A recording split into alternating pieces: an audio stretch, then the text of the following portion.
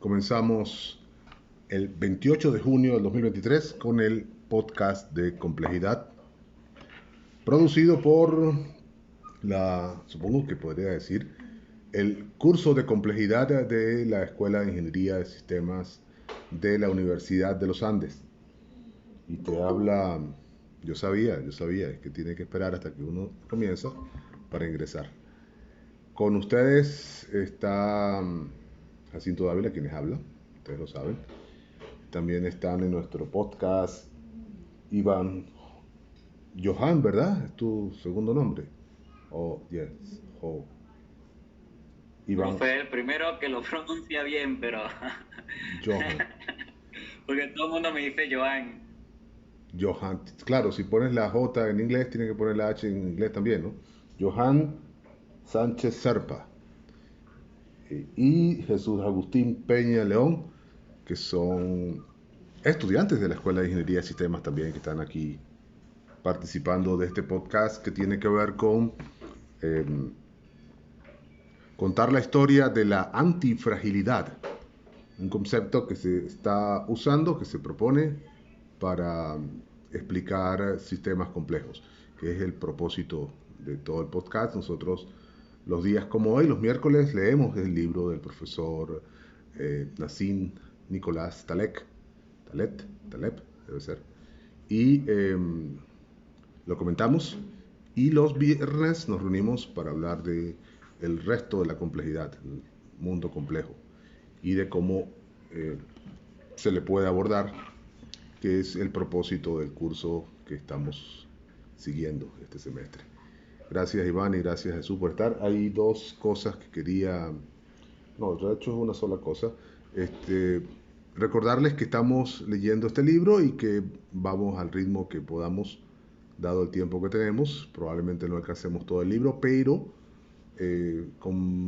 confío poderlos persuadir de que continúen la lectura y ayudarlos con la comprensión, con la conversación que tenemos nosotros aquí al margen. Para lo cual voy a tratar de usar estos marcadores que decía, no sé que también me haya ido, de poder eh, decir cuando leo el documento. Digo leo para leer el documento, que lo tenemos en inglés y lo estamos traduciendo eh, en el mismo ritmo en el que estamos leyéndolo al español. Y entonces cuando yo vaya a salirme de la lectura debo decir pausa. Así ustedes van a poder reproducir el libro, o sea, entender lo que está pasando y leerlo por separado. Hay versiones en español y ya Jesús nos estaba informando la semana pasada que hay un PDF por ahí dando vueltas con el libro original en inglés. Por lo que pude ver, eh, lo, lo que pudimos conversar es si es el mismo libro que estamos leyendo y que se adquiere en Amazon para usar a distancia, en un ebook. Que tiene detrás de todo esto, amigos, está la complejidad de lo que significa leer en la época de Internet, que la industria de los libros es mucho más antigua que Internet, por supuesto, y antes dependía de un intermediario que movía el físico, el papel, que nunca es liviano. Bueno, te iba a mostrar ejemplos de libros pesados, pero a lo mejor no. Este, y ahora pues es muy fácil porque se mueven por internet, no nos pesan nada, salvo si tenemos internet, claro. Si tenemos una computadora que no se descargue cuando uno quiere leer el libro. Y entonces, pues ahora la dinámica es diferente y estaba la discusión esta, no la discusión, un sermón que le di al pobre Jesús de lo que deberíamos hacer cuando queremos adquirir un libro cuyo autor decidió venderlo por pieza, ¿no? Antes se vendían por copia del libro en físico, pero ahora es muy fácil copiar un libro electrónico. Hacer una copia no cuesta, no le produce ningún esfuerzo adicional a nadie del computador, pero es más mínimo. Y eso significa que el mecanismo de intercambio ha cambiado y cómo se adquiere. Pero hay algunos autores que prefieren que se les pague por copia todavía. ¿Hay otras maneras de pagar? Sí, por supuesto. Se te puede pagar como nos pagan los profesores en las instituciones públicas por el trabajo que ha hecho, y parte del trabajo que uno hace es escribir libros. y artículos y otras cosas. Y entonces es como si tuviese todo incluido ahí. ¿Se gana menos? Sí, bueno, ciertamente no vamos a tener nunca un bestseller porque los bestsellers se venden por pieza, ¿no? Y tiene que vender en la casa editorial. Pero no es tan cierto, uno puede hacer un libro que se copie mucho y entonces volverse famoso por esa vía, aunque nunca haya vendido una copia del libro. Eso es cada vez más común, por si se lo están preguntando.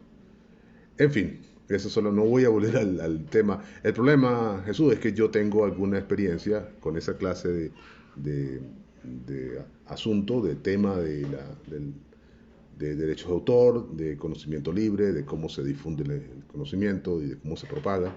Y todos nosotros, los profesores, incluyendo el profesor Taleb, estoy seguro, hemos tenido alguna clase de problemas con la industria de las que publican libros, porque de ellos depende, por supuesto, el mayor beneficio si se quedan con todas las ganancias, y en algunos casos eso supone aprovecharse del derecho del autor.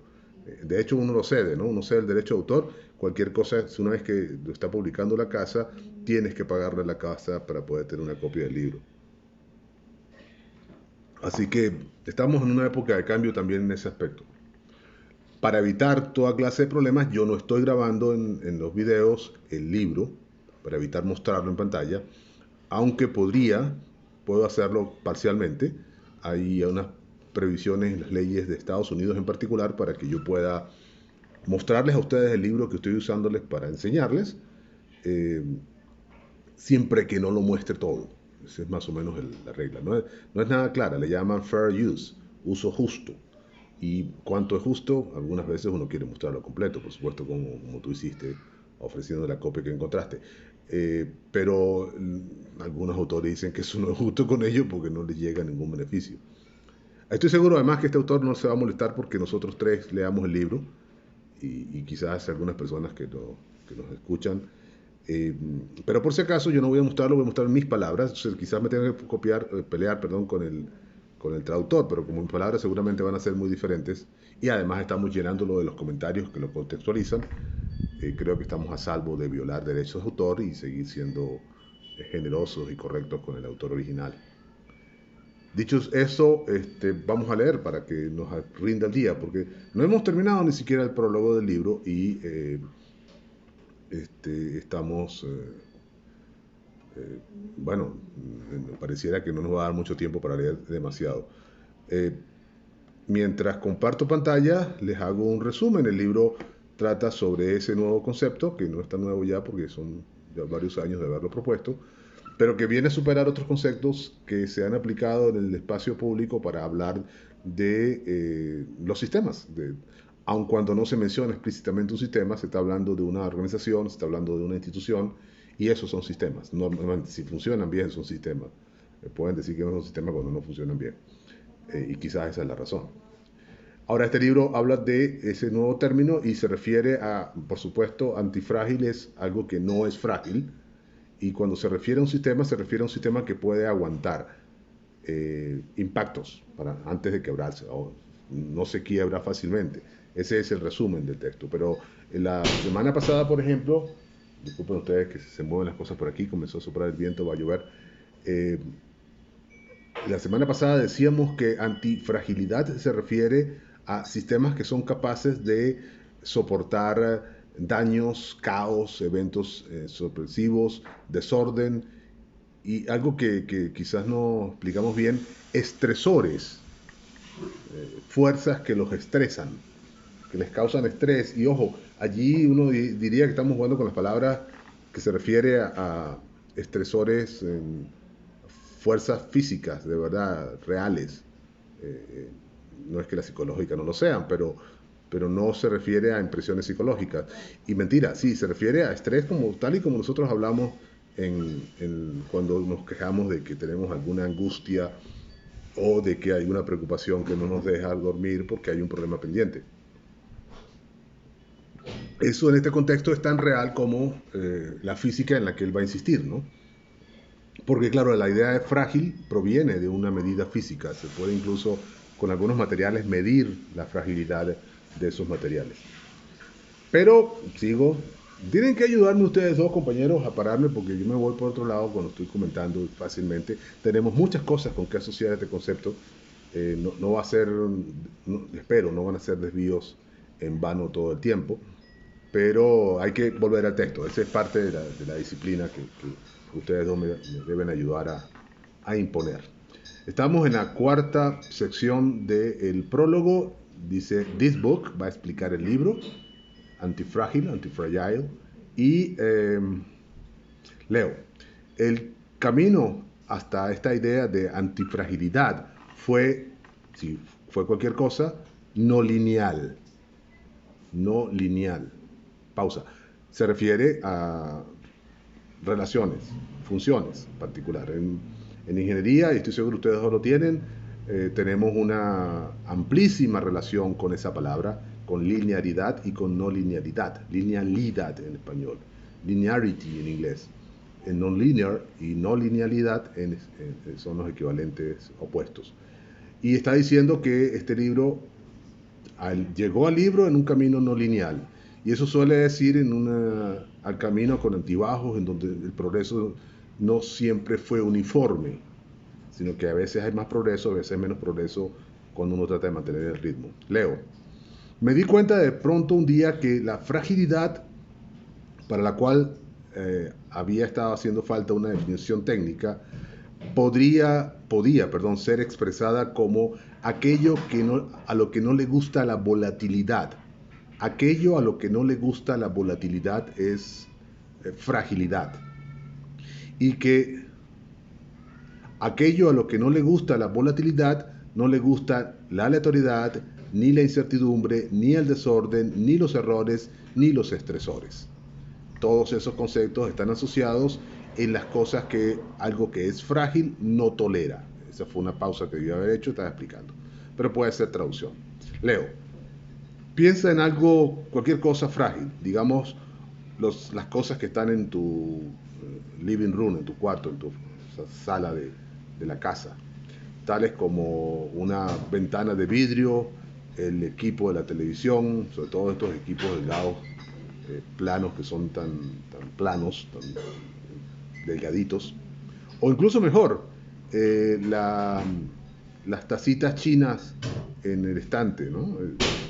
Aquí China en general funciona en inglés para referirse a la cerámica china en particular. Es un poco sesgado el nombre, pero bueno, sí, así lo usan ellos. Ese también fue un comentario. Leo, si los etiquetas a todas esas cosas como frágiles, necesariamente lo que quieres es que se les deje quietos, en paz, en orden, y que todo su movimiento sea predecible. Un objeto un objeto frágil, no se beneficiaría en nada de un terremoto o de la visita de tu sobrino que es hiperactivo, ¿no?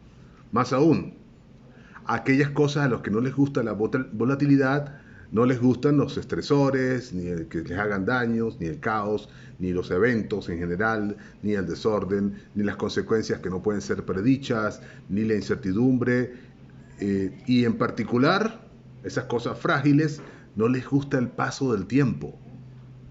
Por eso algunas de estas cerámicas chinas en particular se convierten en piezas de museo extraordinariamente valiosas porque se les agrega al valor el haber sobrevivido sin ser destruidas a lo largo del tiempo, ¿no? Esa es otra de las cosas interesantes. Es muy curioso, estoy comentando, pausa, que eso ocurra porque, como les decía, las cerámicas son frágiles, pero hay ciertos fragmentos que son capaces de sobrevivir por miles de años y de transferir mensajes, ¿no? Esto que hacen los arqueólogos normalmente, que se entusiasman muchísimo porque descubrieron el pedacito del jarrón que tiene además unas inscripciones que le permiten ubicar todo el yacimiento en una particular época, ¿no? Eso es como un mensaje en el tiempo. Entonces, frágiles pueden ser, pero son extremadamente útiles y valiosas por esa misma característica de que se destruyen parcialmente, pero no completamente, ¿no? Entonces, así como vamos a hablar seguramente de una antifragilidad parcial, tendríamos que también hablar de una fragilidad parcial. Algo que parece frágil, pero no es, como tu abuela, ¿no? Lo dijo antes en el libro. Sigo leyendo. Eh, y la antifragilidad fluye, más o menos, a partir de esta definición explícita de fragilidad. Es decir, le gusta la volatilidad, todas las otras cosas que había dicho, estresores, daño, el caos, los eventos, etc. Y también le gusta el tiempo a la antifragilidad. Mientras más tiempo pase, mejor. Y hay además una muy poderoso y útil conexión con la no linealidad. Disculpen el ruido de fondo. Cualquier cosa no lineal en su respuesta es o frágil o antifrágil frente a ciertas fuentes de aleatoriedad. Cualquier cosa no lineal en su respuesta, es decir, que lo que sale de, por ejemplo, de la función de salida, que podemos leer con ningún dispositivo, del efecto que produce, y esa cosa es frágil o antifrágil, va a ser, perdón, anti o antifrágil frente a ciertas fuentes de aleatoriedad. La aleatoriedad es otro factor importante, por supuesto, para medir una cosa y la otra. La cosa más extraña es que esta propiedad obvia de que cualquier cosa frágil odia la volatilidad y viceversa, a la volatilidad tampoco le gusta lo frágil, ¿no? eh, se ha mantenido completamente fuera del discurso científico y filosófico. Completamente, está enfatizando por acá abajo, dice el señor. Voy a marcarlo con amarillo. Y el estudio de la sensibilidad de las cosas a la volatilidad es un asunto, un negocio extraño, especialmente, perdón, es una especialidad especialmente extraña en la cual he gastado más, la mayor parte de mi vida adulta, unas 2 décadas. Sé que es una especialidad extraña y prometo explicarlo después. Pausa. La sensibilidad de las cosas que son a la volatilidad no es tan extraña en ingeniería. Una de las cosas que hacemos normalmente, por ejemplo, en sistemas, y ustedes deben quizás haberlo hecho en los cursos de simulación o cuando han hecho algún modelo de simulación en alguna parte, en algún proyecto, es un análisis de sensibilidad en el que tratamos de ver cómo responde el sistema a pequeños y no tan pequeños cambios en las entradas, ¿no? Las pruebas de un sistema suelen tener que ver con ver cómo lo quiebro. Así decimos nosotros a veces, ¿no? Ver cómo hacer que falle, y eso supone pasearnos por cambiar las entradas buscando a ver qué tan sensible es el sistema a esas variaciones. Así que en nuestro caso, para él quizás fue diferente o le parece un negocio extraño, pero no lo es en ingeniería de sistemas. Por fortuna, porque lo vamos a necesitar después. Te tengo un dato por ahí, Jesús. Me, me datearon que me van a pasar unos datos, valga la redundancia, sobre la red de distribución de gasolina en Mérida. Eso es todo lo que puedo decir por ahora. Cuando menos cuántas estaciones hay, dónde están o dónde estuvieron en algún momento, no sé. Eso es una buena idea de tener esos números, ya hablaremos después el viernes de por qué lo estoy mencionando, tiene que ver con los proyectos de nuestros compañeros, que vamos a hacer un proyecto de complejidad, por supuesto. Yo ya le había pedido a Jesús que pensara en la fragilidad de algunos servicios en los que él está pensando como posible área de trabajo.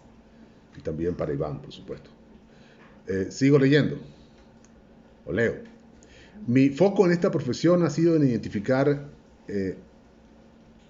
ítems, cosas que amen la volatilidad o odien la volatilidad. Y así que todo lo que tengo que hacer, todo lo que tenía que hacer, si las conseguía, era expandir las ideas a partir del dominio financiero en el cual me he estado enfocando, en el cual me enfoqué desde el comienzo, está diciendo, hacia la noción más amplia de la toma de decisiones bajo incertidumbre en varios otros campos, desde las ciencias políticas hasta la medicina, hasta los planes para ir a cenar. Está exagerando la lista, pero bueno, sí, todo eso podría tener algo de cosas que son frágiles o que odian la volatilidad o odian perdón, o la aman. ¿Cómo tienen los planes de cenar una relación con la volatilidad, ¿no? Si tú le cambias el plan de dónde van a cenar a tu compañera o compañero, se va a molestar. Se va a molestar, es muy sensible. Sí, cuidado con eso. Sigo leyendo. Leo. Y en esta extraña profesión de gente que trabaja con volatilidad, había dos tipos. La primera categoría, los académicos, los escritores de reportes y los comentaristas que estudian todavía eventos futuros y escriben libros y artículos. Esa es una categoría, lo cual me pone a mí en esa categoría de alguna manera. Me gustaría escribir más, de hecho, pero bueno. Leo. Y una segunda categoría, los practicantes, les llama él, quienes en lugar de estudiar los eventos futuros, tratan de entender cómo reaccionan las cosas a la volatilidad. Pero los practicantes están normalmente muy ocupados para escribir libros, artículos, presentaciones, ecuaciones, teorías y obtener honores o ser honrados por cosas como le puso un nombre muy odioso, como miembros de la academia, como los altamente constipados y honorables miembros de la academia. Altamente constipados. Se está burlando de las academias. La diferencia entre esas dos categorías es central. Como vimos, es mucho más fácil de entender si algo es dañado por la volatilidad y por lo tanto es frágil, que tratar de anticipar o de predecir los eventos que le puedan hacer daño, tal como esos gigantescos cisnes negros. Pero solo los practicantes o la gente que hace cosas tiende a entender este punto espontáneamente. Es más fácil hacer algo que tratar de predecir lo que va a pasar. Pasamos a la siguiente sección. Dice, una más bien feliz pero desordenada familia. Dice, Leo, un comentario técnico de él mismo. Seguimos diciendo que la fragilidad y la antifragilidad significan ganancias o daños potenciales con la exposición a algo relacionado con volatilidad. ¿Qué es ese algo? Bueno, simplemente es la membresía en la familia con un desorden extendido, Extended Disorder Family, la familia con desorden extendido, algo así. Lo va a definir. La familia con el desorden extendido o cluster es, primero, incertidumbre. Segundo, variabilidad. Tercero, imperfecto o imperfección. Conocimiento imperfecto o incompleto, es la expresión completa, disculpe. Cuarto, suerte, chance, le dicen en inglés normalmente. Quinto, caos. Sexto, volatilidad. Séptimo, desorden. Octavo, entropía. Noveno, tiempo. Décimo, lo desconocido. Décimo primero, aleatoriedad. Décimo segundo, turmoil es como problemas, protestas, desarreglos. Décimo tercero, estresor. Décimo cuarto, error. Décimo quinto, dispersión de salidas. Y décimo sexto, desconocido o falta de conocimiento, unknowledge. Es muy curioso porque en el tercero teníamos conocimiento incompleto e imperfecto, ¿no? Y aquí habla de algo completamente desconocido, quiero decir. En definitiva, tenemos pausa y estamos comentando que hay 17 elementos en esta familia de desorden extendido, de la familia del desorden, le podemos decir. Es más que el desorden, ¿no? Porque incluye la falta de conocimiento, que puede a veces parecer muy pacífico. ¿Todo bien? ¿Estamos ahí? ¿Ya se durmieron mis compañeros de podcast o hay alguna pregunta por aquí? No, profe, estamos aquí. Qué bueno, gracias. Disculpen que los estoy dejando solos, pero es que quiero terminar de leer el No. texto completo. Chévere, sigo leyendo, leo. Ocurre que la incertidumbre, el desorden y lo desconocido son completamente equivalentes en sus efectos. Un sistema o los sistemas antifrágiles se benefician hasta cierto punto de y los sistemas frágiles están penalizados por casi todos ellos, incluso si por esos efectos, quiero decir, por las tres cosas, incertidumbre, desorden y lo desconocido. Incluso si tienes que encontrarlos en edificios separados de los campos de las universidades o algún filosofastor, una forma horrible de traducir filósofo, pero está burlándose, por supuesto, que nunca en su vida ha tomado riesgos de verdad, o peor, nunca tuvo una vida, le van a decir a usted que no son claramente la misma cosa. Eso, por cierto, pausa aquí, que me está cogiendo la lengua como siempre, they are not clearly the same thing, es una expresión, en español es, claramente no son la misma cosa, que se la van a restregar a ustedes en las narices muchas veces las otras profesiones, compañeros.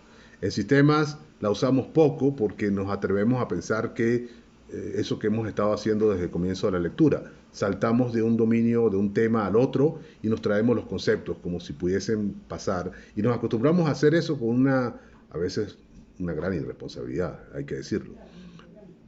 ¿Por qué? Porque muchas de las otras profesiones, y ahí viene la explicación de esto, se basan en que se distinguen las cosas y se mantienen separadas. ¿Sí? Traten, por ejemplo, de convencer a un lingüista de que cambie el lenguaje. No, un verbo nunca puede hacer eso que estás haciéndole a un sustantivo. Son cosas diferentes, no son la misma cosa. Entonces, cuidado, esto de tener una vida significa que uno salió de la profesión y se dio cuenta que el mundo es todavía diferente a como la profesión lo describe. En el caso de los sistemas, nosotros veníamos preparados desde la facultad a hacer eso. Espero, ¿no? Leo. ¿Por qué ese ítem 9, el tiempo, que está en la lista de la familia? El tiempo es funcionalmente similar a la volatilidad. Mientras más tiempo, más eventos, más desorden. A eso se refiere esa es la razón por agregar el tiempo, comento yo. Pausa. Leo, considere que si usted puede sufrir una cantidad limitada de daño, supongo, y es antifrágil a pequeños errores, el tiempo trae la clase de errores y errores inversos que terminan beneficiándolo. Explico. Pausa aquí. Uno tiene ya cierta resistencia a ciertos errores. Y errores inversos quiere decir cosas que salieron bien porque ya tú sabías que tenías que hacer. Entonces te beneficias de esas cosas. Podrías terminar beneficiándote. Por ejemplo, hay sobre todo esto en condiciones de salud, ¿no? Si ya tú sabes por dónde viene la cosa, tomas el remedio temprano y terminas teniendo una vida más sana por más tiempo, por ejemplo. Eso es un beneficio. Leo. Esto es simplemente lo que tu abuela llama experiencia. Lo frágil, las cosas frágiles, iba a traducir, se dañan con el tiempo. En el tiempo, quiero decir. El tiempo quiebra lo frágil. Podría traducirse mejor esa frase. Así que si ustedes quieren saber si algo es frágil, esperen un tiempo. Sigo leyendo. Solo un libro. Leo. Esto hace que este libro sea mi trabajo central. He tenido solo una idea maestra, que cada vez la llevo a su siguiente paso. El último paso de este libro es más como un gran salto. Me he reconectado con mi ser práctico, mi alma de practicante. Y esta es una mezcla de mi historia completa como practicante y como especialista en volatilidad, combinada con mis intereses filosóficos e intelectuales acerca de la aleatoriedad y la incertidumbre que antes habían tomado caminos separados. Mis escritos no son ensayos independientes en temas específicos, con principio, fin y fechas de expiración. Más bien son capítulos que no se sobreponen a partir de una cierta idea central. un cuerpo principal que se enfoca en incertidumbre, aleatoriedad, probabilidad, desorden y todo lo que tiene que ver en un mundo que no comprendemos. Y todo lo que tenemos que hacer en un mundo que no entendemos. Un mundo con elementos que no han sido vistos, elementos y propiedades que no se pueden ver, quiere decir, lo aleatorio y lo complejo. Lo aleatorio y lo complejo acompañando. Estoy tomando algunas libertades con eso del de, para traducirlo como lo, pero me parece que es necesario. Eso fue mi comentario. Sigo leyendo. Leo. Esto es la toma de decisiones bajo opacidad. Ese es un tema interesante. Pausa aquí.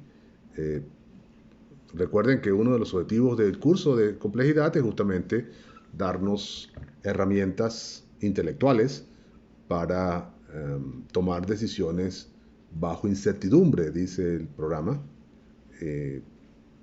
Opacidad podría considerarse una manera de no saber y por lo tanto de no tener certeza. Leo. El corpus se llama incerto. Estoy leyendo con el acento italiano. Inserto, literal en español. Y está constituido, perdón, hasta el momento, de una trilogía más filosófica y técnica, de una trilogía más una adendo, un agregado filosófico y técnico. La regla es que la distancia entre un capítulo al azar de un libro, digamos, antifrágil, y otro capítulo al azar de otro, digamos, engañado por la aleatoriedad, debería ser similar a la distancia entre capítulos en un libro más largo. La regla le permite al corpus cruzar dominios, cambiando de ciencia, filosofía, negocios, psicología, literatura y segmentos autobiográficos, sin caer en la promiscuidad. La promiscuidad. Pausa. Creo que lo está tratando de decir es que organizó el libro para que pudiésemos hacer un paseo por los conceptos generales y visitas breves a los conceptos colaterales que cambian de dominio. Y eso de la promiscuidad es que no es que un concepto sirve para todas las cosas. A eso creo que se está refiriendo, que la palabra promiscuidad, por supuesto, tiene una concepción mucho más amplia en el mundo. Y hablaremos de eso más adelante. Ahí lo tienen en pantalla. Inmoral, dice aquí, pero no, eso es otra cosa. Así que la relación de este libro, Leo, con el viejo libro de los cisnes negros, o del cisne negro, sería más o menos como sigue. A pesar de la cronología y del hecho de que este libro lleva la idea de los cisnes negros a su conclusión natural y prescriptiva, Antifrágil debería ser el volumen principal y el cisne negro su respaldo, si ustedes quieren. Un respaldo teórico, quizás un anexo más nuevo. ¿Por qué? Porque el cisne negro y su predecesor, engañado por la aleatoriedad, fueron escritos para convencernos de una situación delicada y trabajaron muy duro en eso. Este libro comienza de la posición de que no necesita uno convencerse de que los cisnes negros dominan la sociedad y la historia y a la gente debido a una racionalización ex post que se creen a ellos mismos capaces de entenderse. Por eso nos dominan la sociedad los cisnes negros, porque creemos que lo podemos entender. Estamos engañados, como he dicho varias veces antes. Y B, como una consecuencia, no sabemos realmente lo que está ocurriendo, particularmente bajo no linearidades severas. Así que mejor nos ponemos a hacer los negocios prácticos de una vez. Entonces, si usted no necesita, es decir, no tiene que ir usted por esas historias que están en el libro, en los otros dos libros que acaba de citar, porque este libro es el que contiene el material práctico. La siguiente sección se titula No Guts, No Beliefs. Eso es como sin tripas no hay creencia, o algo así. Para estar de acuerdo, leo con los etos, con los objetivos de los practicantes, la regla en este libro es como sigue. me como mi propia comida. En inglés hay otra expresión muy popular también. I eat my own dog, my own dog food. Me como la comida que le hago al perro. Este, esa es la manera de saber que soy un buen cocinero. No puedo ni siquiera engañar al pobre animal. Leo. Solo he escrito, y cada línea que he compuesto en mi línea profesional es esa, acerca de cosas que he hecho, lo que está diciendo. Y los riesgos que he recomendado a otros seguir o evitar fueron riesgos que yo he seguido o evitado yo mismo, pues. Es decir, está hablando desde su propia experiencia todo el tiempo. Eso es difícil de hacer y es extraordinario. Pero ojo, yo también lo he hecho, así que calma, no es que es imposible. Yo sería el primero en ser herido, ser dañado si me equivoco. O debí haber sido, si lo hice antes, por supuesto. Cuando les advertí acerca de la fragilidad del sistema bancario en el Cisne Negro, estaba apostando a su colapso, particularmente después de que mi mensaje fue ignorado. De lo contrario, no habría sentido que era ético hablar o escribir sobre eso. Estaba diciéndoles que iba a salir mal, pues, y salió mal. Esa posición estricta en lo personal aplica a todo dominio, incluyendo la medicina, la innovación técnica y las cosas simples en la vida. No significa eso, sin embargo, que nuestras experiencias personales constituyan una muestra suficiente para derivar una conclusión acerca de una idea. Pausa. Me encanta que lo diga porque esa es una de las falacias que cometemos regularmente y que además es muy común, debo decir, entre mis estudiantes de sistemas, ¿no? Mi experiencia sirve para generalizar y entonces lo que me pasa a mí debe estarle pasando a todo el mundo. Y ojo, compañeros, que la semana pasada hablábamos de servicios, ese es algo que tenemos presente. Es decir, es cierto que podemos verificar que el vecino y yo tenemos los mismos problemas para cargar gasolina, pero eso no significa que todo el mundo tenga exactamente el mismo problema. Por ejemplo, solo por un ejemplo. Leo, es solo que nuestra experiencia personal le da el sello de autenticidad y sinceridad de la opinión. La experiencia está libre de cherry picking, de la elección cuidadosa, ¿no? Del maquillaje que le hacemos, que encontramos en estudios, particularmente en aquellos estudios llamados observacionales, aquellos en los que el investigador encuentra patrones del pasado y gracias a la cantidad enorme de datos puede caer en la trampa de inventarse o de una narrativa inventada, porque como hay tantos datos, casi no cualquiera, pero cuando menos más de una explicación va a poderse justificar con esos datos siempre que uno pueda ignorar otros datos. Ese es el detalle, ¿no? Cuando se ve forzado a utilizarlos todos, la historia es un poco diferente. La narrativa es diferente.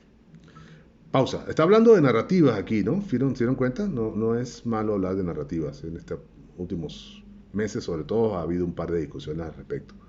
Quiere decir de la historia que nos contamos, o que contamos, o que nos cuentan. Leo.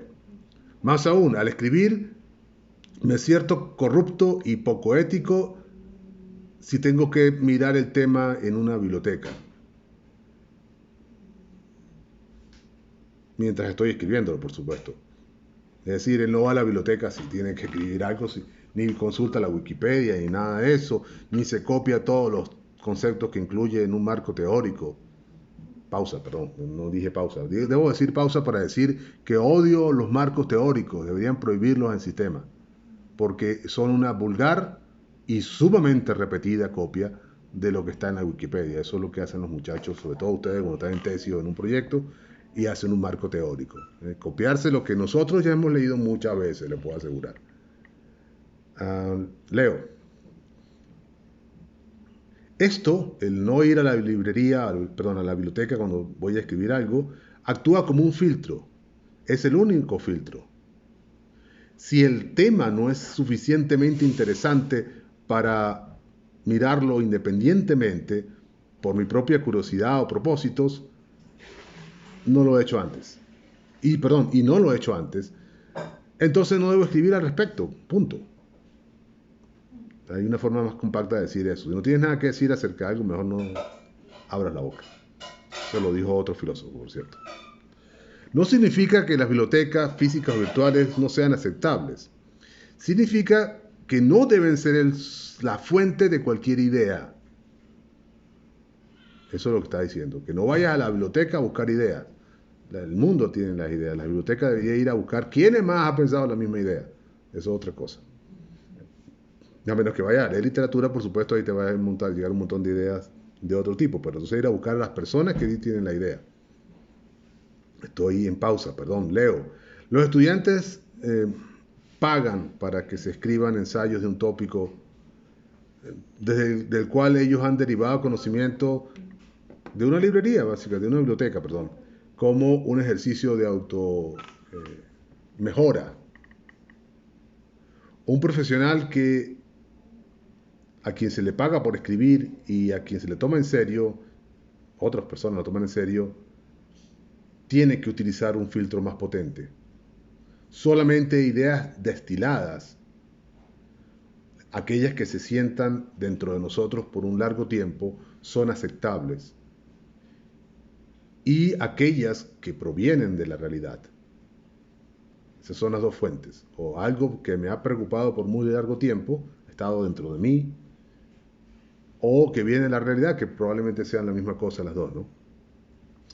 Es hora de revivir la noción no muy bien conocida de compromiso doxástico, le dice acá. Se refiere a un compromiso sobre las creencias, como pueden ver. Una clase de creencias que van más allá de lo que se dice, de lo hablado, y ante las cuales, por las cuales tenemos un compromiso suficiente o nos hemos comprometido suficiente con ellas al punto de poder tomar riesgos personales.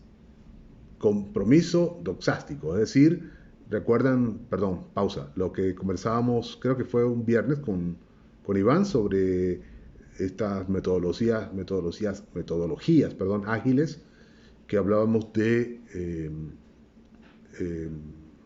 Scrum, que es la más famosa. Era Scrum o algunas otras metodologías para determinar, o sea, cómo resolver un sistema o cómo construirlo, ¿no? Cómo hacerlo. Cómo construir un proyecto. Sí, además, no solamente cómo construirlo, es el proceso de construcción. Es para guiarnos mientras lo construimos.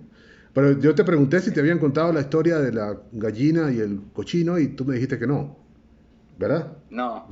Yo le dije que no.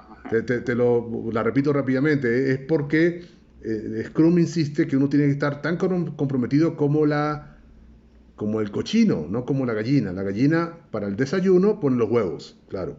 Y es un sacrificio porque son sus hijos, pero no es su cabeza, ¿no? A menos que usted coma pollo en el desayuno. Pero como normalmente lo que le ponemos es jamón al desayuno, el cochino está realmente comprometido. Porque ahí quedó el cochino, en el desayuno. Entonces es esa misma actitud, la de que el compromiso significa que asumo el riesgo completo y que mi cabeza está metida ahí. Bueno, en el caso del cochino es otra parte del cuerpo, pero no sabemos si la cabeza. Pero bueno, el cuento es que a eso me refiero con compromiso doxástico, o se lo refiere él. Sigo leyendo. Si ves algo, es el título de la siguiente sección. La modernidad ha reemplazado la ética con el legalismo. El lenguaje legal es lo que quiere decir legalismo. Y a la ley se le puede juzgar o jugar literalmente con un buen abogado. Así que voy a exponer la transferencia de fragilidad, o más bien el robo de la antifragilidad, hecho por gente que arbitra el sistema. Arbitrating es los que regulan, los que controlan el sistema. Se roban la antifragilidad de otros, por supuesto, apoyándose en la fragilidad de esos, justamente.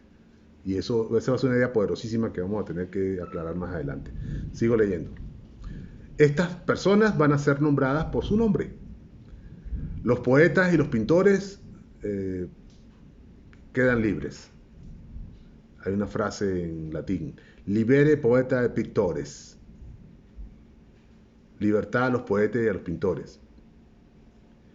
Y hay imperativos morales severos que vienen con tal libertad. Es decir, los poetas pueden hacer lo que les dé la gana. La primera regla ética, Leo, es: si ves que hay un fraude y no dices que es un fraude, tú eres un fraude. Repito la expresión. Si ves un fraude y no dices que es un fraude, tú eres el fraude.